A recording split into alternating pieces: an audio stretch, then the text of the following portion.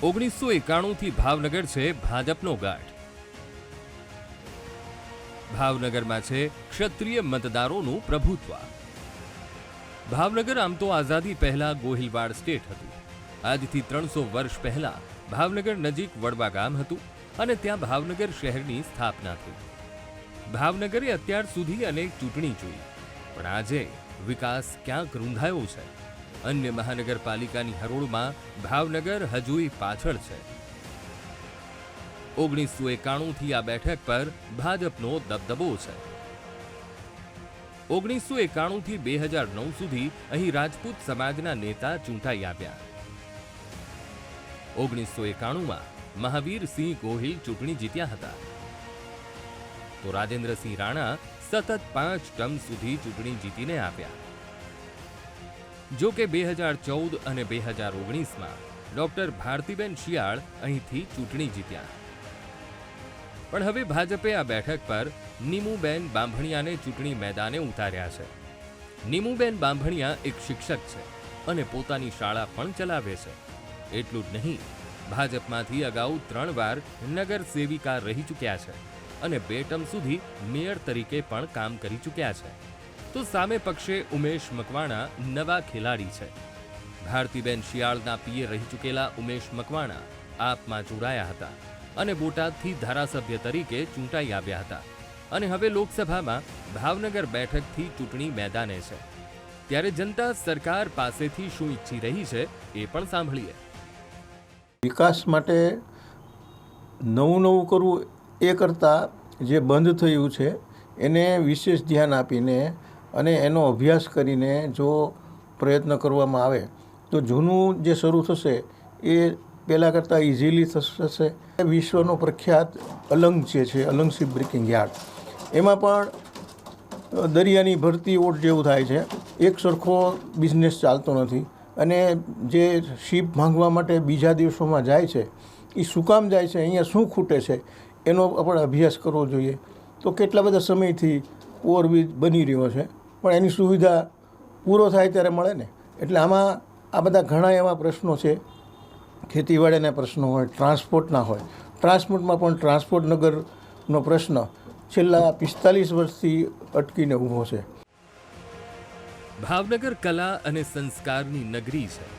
અહીં Alang shipyard, rolling મિલ, હીરા ઉદ્યોગ અને પ્લાસ્ટિક ઉદ્યોગ મહત્વનો છે। ખેતીવાડી સાથે સંકળાયેલા લોકો પણ વધુ છે।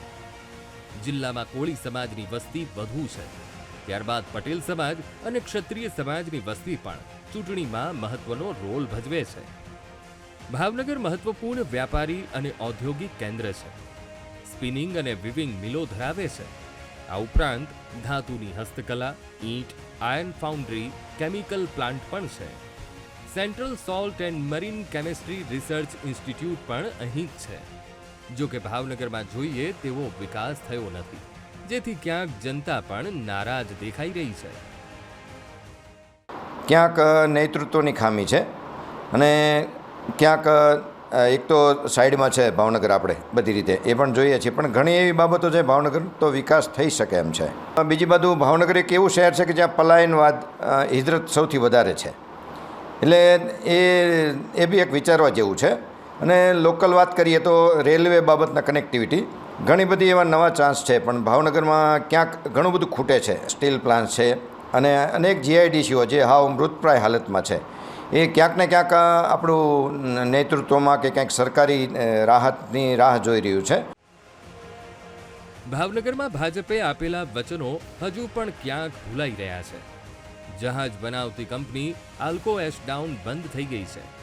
જેમ્સ એન્ડ જ્વેલરી પાર્ક અને પ્લાસ્ટિક પાર્ક અને સ્ક્રેપ યાર્ડની વાતો હજુ હવામાં જ છે, ત્યારે ભાજપના ઉમેદવાર વિકાસ થયો હોવાની વાતો વાગોળી રહ્યા છે। સાથે જ રોજગારી સર્જન કરવાના પ્રયાસ કરશે, તો સામે પક્ષે ઉમેશ મકવાણાએ દાવો કર્યો કે ભાવનગરમાં કોઈ વિકાસ કાર્યો થયા જ નથી। ભાવનગર જિલ્લા અને શહેરની અંદર રોજગારી પ્રાપ્ત થાય તે માટે કેન્દ્રમાંથી જે કંઈ પણ પ્રોજેક્ટો રોજગારી ઊભા કરે એવા લાવવા માટે અને ભાવનગરને એક વિકાસના પથે લઈ જવા માટે મારો પ્રયાસ અને હું પ્રયત્ન કરીશ। જિલ્લાની અંદર અલંગનો ઉદ્યોગ હોય કે હીરા ઉદ્યોગ હોય, આ ઉદ્યોગોમાં મંદી ન આવે અને નવા નવા ઉદ્યોગો આપણને ભાવનગરને મળે તો નવી રોજગારી પણ આપણને આપણા સૌ લોકોને મળી શકે એવા કેન્દ્ર લેવલે હું મારા પ્રયાસ કરીશ. જે હતું એ સોનાનું ભાવનગર હતું, વિદેશીથી લોકો અહીંયા વેપાર કરતા હતા અને ખૂબ સમૃદ્ધ હતું. જ્યારથી ના કુશાસનોના હાથમાં ભાવનગર આવ્યું છે તો ભાવનગર ખરેખર પડી ભાંગ્યું છે. આમ જોઈએ તો ભાવનગરમાં ખૂબ બેરોજગારીનું પ્રમાણ વધી રહ્યું છે. શિક્ષિત બેરોજગારો જે છે પોતાની રોજગારી કમાવવા માટે થઈને અન્ય જિલ્લાઓમાં જવું પડે છે. જે કૃષ્ણકુમારસિંહજીએ જે ભાવનગર આપ્યું હતું ફરીથી એ પ્રકારનું ભાવનગર ડેવલપ કરવા માગું છું. ભારત રત્ન અપાવવાની જે અમારી વાત છે, ઇન્ડિયા ગઠબંધનની સરકાર બનતાની સાથે કૃષ્ણકુમારસિંહજી મહારાજને અમે ભારત રત્ન અપાવવા જઈ રહ્યા છીએ. હાલ તો ભાજપ અને આપ ઉમેદવાર વિકાસ કરવા અને રોજગારીનો પ્રશ્ન હલ કરવાના દાવા કરી રહ્યા છે. જો કે ભાવનગરમાં વર્ષોથી સત્તામાં રહેલી ભાજપ ક્યાંક વિકાસ અને રોજગારી પહોંચાડવામાં નિષ્ફળ રહી હોય તેમ લાગી રહ્યું છે. ત્યારે જનતાનો મદાર 2024ની લોકસભા ચૂંટણીમાં કેવો રહે છે એ જોવું રહ્યું.